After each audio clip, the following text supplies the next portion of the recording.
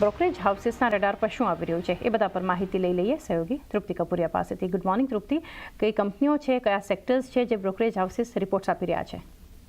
ચાની સૌથી પહેલાં તો આપને ગણપતિની શુભેચ્છા અને બધા જ દર્શક મિત્રોને પણ ગણેશજીની શુભેચ્છાઓ, કારણ કે આવતીકાલથી ગણેશ ચતુર્થી શરૂ થઈ રહી છે. અને સ્ટોક પર નજર કરશું તો ખાસ કરીને રિલાયન્સ પર ફરી આજે આપણે એક પોઝિટિવ બ્રોકરેજ રિપોર્ટ આપણી સમક્ષ આવતો જોવા મળી રહ્યો છે. યુબીએસસી તરફથી આપણને બાય રેટિંગ સાથે કવરેજ શરૂ થતા જોવા મળી રહ્યા છે. ટાર્ગેટ તેમને 1750 રૂપિયા પ્રતિ શેર કર્યા છે. તેમનું માનવું છે કે જીઓ અને રિટેલ હવે ખાસ કરીને હોર્મિસ્ટિંગ ફેઝમાં અહીંયા પહોંચવું જોવા મળી રહ્યું છે. તે સાથે તેમનું એ પણ કહેવું છે કે ઓટીસી બિઝનેસ ડાયવર્સિફિકેશન વોલેટિલિટીમાં એક ઘટાડો જે છે તે આવનારા સમયમાં આવતો જોવા મળી શકે છે. અને ન્યૂ એનર્જી બિઝનેસથી ખાસ કરીને FY27 થી એપિટામાં એક સારું યોગદાન મળવાની પણ તેઓ અપેક્ષા રાખી છે. આ કારણસર તેમને સ્ટોકમાં રીરેટિંગ અને વેલ્યુ અનલોકિંગનો તેમને અહીંયા સ્કોપ અહીંયા જોવા મળી રહ્યો છે. ત્યારબાદ ટાઇટન પર નજર કરશો, અહીંયા પણ પોઝિટિવ રિપોર્ટ છે. બર્નસ્ટેન્ડ તરફથી આઉટ પરફોર્મ રેટિંગનો રિપોર્ટ આપણે સમક્ષ આવતો જોવા મળ્યો છે. ટાર્ગેટ તેમને 4200 રૂપિયા પ્રતિ શેર કર્યા છે. તેમનું માનવું છે કે ભારતમાં ખાસ કરીને જ્વેલરી, ઘડિયાળ અને તેમના આઈવેર જે બિઝનેસ છે તેમાં એક સૌથી મજબૂત સ્થિતિ અહીંયા જોવા મળી રહી છે. અને છેલ્લા 20 વર્ષમાં 23% EPS CAGR જે છે નોંધાતું જોવા મળ્યું છે. પરંતુ આવનારા સમયમાં એટલે કે FY25 અને 28માં 18% રેવન્યુ CAGR અને 25% EBIT CAGRની તેઓ અપેક્ષા રાખી રહ્યા છે. સાથે તેમનું એ પણ કહેવું છે કે હાલમાં ટાઇટન જે છે તે 5 વર્ષના નીચલા પી પર કામ કરી રહ્યું છે. એટલે કંપનીનું વેલ્યુએશન જે છે હજુ પણ એક સસ્તું તેમને જોવા મળી રહ્યું છે. ત્યારબાદ નજર કરશો OMCs પર. સેક્ટર વાઇઝ નજર કરીએ તો ખાસ કરીને બે અલગ અલગ બ્રોકરેજ રિપોર્ટ છે. પહેલા જફરેસા રિપોર્ટ પર નજર કરશો. તેમનું કહેવું છે કે BPCLના શેર્સ છેલ્લા 1 વર્ષમાં 10% ઘટ્યા છે, પણ કંપનીના અર્નિંગ્સ આઉટલુકમાં એક મજબૂતી જોવા મળી રહી છે.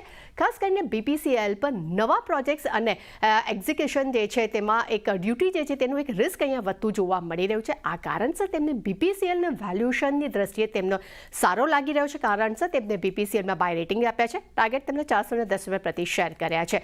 ત્યારબાદ આપણે ઓટોના રિપોર્ટ પર નજર કરશું તો ઓટો સેક્ટર્સમાં જફરેસના રિપોર્ટ પર નજર કરશું. તેમનું કહેવું છે કે ઓગસ્ટમાં ટ્રેક્ટર, ટુ વ્હીલર્સ અને ટ્રકની ડિમાન્ડ, ખાસ કરીને ટ્રકની ડિમાન્ડ જે એમાં સુધારો આવ્યો છે, પરંતુ સામે પેસેન્જર વ્હીકલ્સનો જે છે તેમાં અહીંયા ડિમાન્ડ ત્યાં ધીમી થતી જોવા મળી રહી છે.